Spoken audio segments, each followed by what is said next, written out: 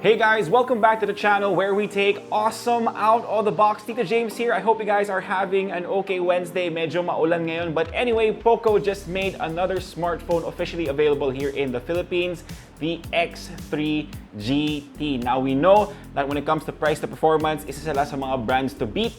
So what does their latest offering have to offer? Let's unbox it and find out. Okay, so here's the box for the POCO X3 GT. Very nice, very simple, but that's not what you're here for. Buksan na natin to. And here we go. The first thing that we see inside the box is another box which holds all the usual things like the SIM ejector pin underneath, mga important documents na hindi naman natin binabasa, plus stickers para alam ng lahat na Team POCO kayo, and a jelly case because it's always better to have protection. Of course, next up is the phone itself, and you can see some of the key specs that we'll talk about later on. But as for the unit, we have the variant with 8GB of RAM and 256GB of storage, plus it's in the Stargaze Black color variant. And the last two items inside the box are a USB-C charging cable and the 67-watt charging brick for crazy fast charging times.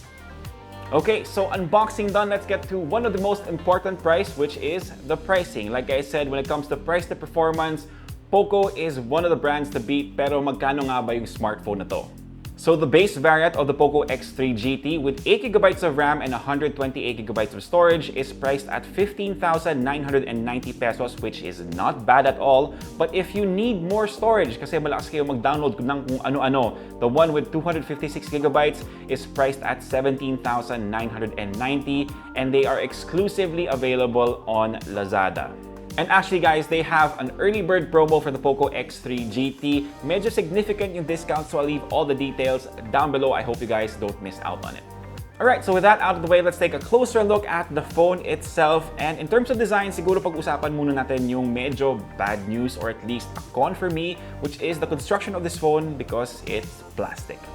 Yes, I know, Tito James, ang arte mo naman, I am nitpicking here, but remember, a lot of the phones around this price point, especially from Xiaomi, have glass back, so I really am kind of disappointed here. Plus, it also has an extremely glossy finish, at least para sa color variant na to. Di ako sure sa iba, pero solid siya guys. Parang titignan mo lang siya ng masama, may fingerprints na siya, which made shooting B-roll for this phone a bit of a challenge.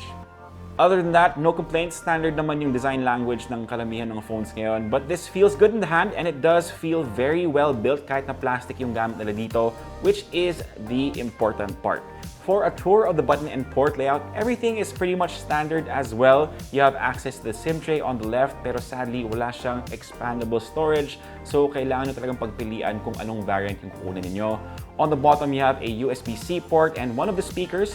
You should also know na wala tong headphone jack, so RIP analog port. Pero medyo bawi naman kasi on top you have another speaker, and we'll talk about the sound quality later, plus an IR blaster. And on the right side, you have the volume rocker and power button / fingerprint scanner. It's pretty accurate, pero medyo sensitive siya in a sense na kukunin ko pa lang siya sa pocket ko, tapos may prompt na siya that you've tried too many times. Other than that, it's all good. For the screen, it's at 6.6 inches at Full HD Plus resolution. It also has a refresh rate of 120Hz, so really smooth navigation through the device and better touch sampling rates for you gamers out there.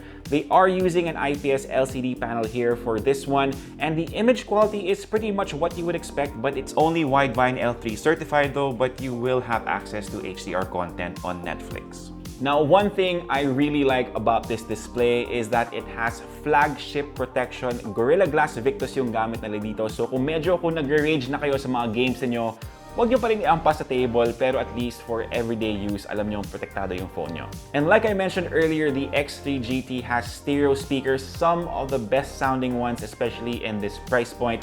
Here's a quick sample.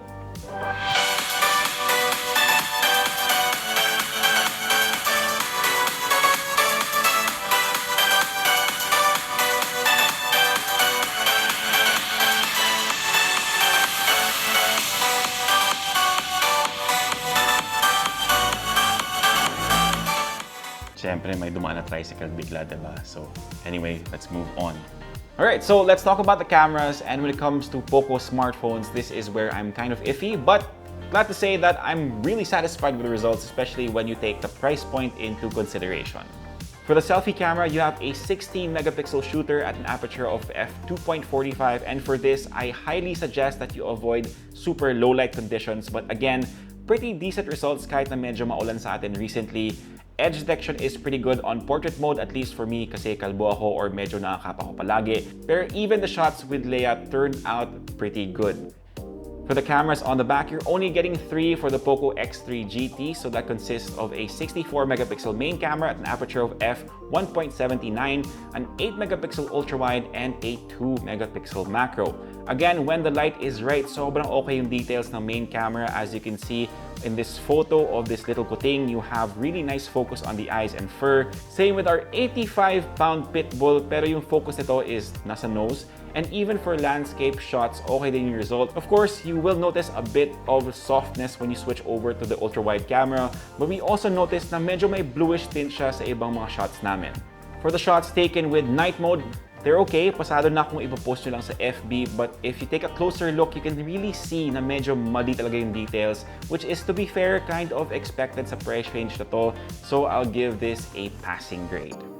Onto the internals, and the X3 GT is powered by a MediaTek Dimensity 1100 processor with 8GB of RAM and 256GB of storage. That's our review unit. Now, if you want to compare it to a Snapdragon processor, this is somewhere along the lines of an 860 or 870, so the performance is really good. Again, price to performance, panalo to. Now, for a quick comparison sa benchmarks, you can see that the single-core score, medyo A1 yung X3 GT sa Snapdragon 870 and comparable siya sa 860. Pero when it comes to the multi-core scores, you can see that it catches up a little bit, which is really good. Yung nakakagulat dito is when it comes to the compute test on Geekbench, it actually breaks away with a very substantial lead. Again, if you put this in the context of price, okay na okay yung phone na to.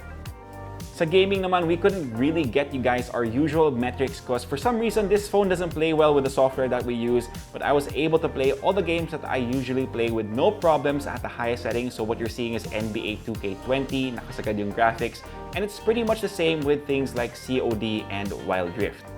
So sorry na lang sa mga Genshin Impact players dyan, I really don't play that game. The cooling on this is really good as well, plus I forgot to mention this in some of our reviews, this is also 5G ready, so if you're looking to break into that network, this is a phone that will get you there. Hindi lang namin na-test kasi maulan and we're staying safe because, you know, variants. Now, yung biggest concern ko para sa phone na to was actually the battery life since 120Hz nga yung display niya and the battery is at 5,000 mAh, but the results were actually pretty good. You're getting whole day battery life with this device. We also did a video loop test and it clocked in at 16 hours from 100% to 20, so not bad at all. And like I said earlier, you're also getting a 65-watt charger with the POCO X3 GT, so 30 to 45 minutes, full charge na siya, maliligo ka lang sa umaga para you can stay at home, pero at least fully charged na yung phone mo. So the big question here is the POCO X3 GT worth it? And I think that's a given because when it comes to Xiaomi and POCO smartphones, when it comes to price to performance, again, they give us really bang for your buck devices. It's really hard to deny na sobrang sulit talaga ng mga smartphones nila. Now, my only issue here, which is really not an issue, is medyo mahirap lang talaga pumili sa lineup nila ngayon kasi medyo magkakadikit na yung specs nila and yung presyo din hindi nagkakalayo. So yes, sulit siya, pero you really have to do your homework to see if you want to extend your budget or mag-save ka ng konti to get the phone that has all the features that you want and more importantly, the features that you need. And there you go, guys. If you want more details on the POCO X3 GT, if you want to see more sample photos, I'll leave a link to our full review on the website down below. But if you like this video, give us a thumbs up, sub to the channel, and make sure you hit that notification bell. If you have any questions, leave them down below, and I'll try my best to get to them as soon as I can. For all the latest in tech, head to Unbox.ph, plus follow us on Facebook, Instagram, TikTok, and listen to our podcast on Spotify. My name is Tito James. Peace, God bless. See you guys next time, and of course, stay safe.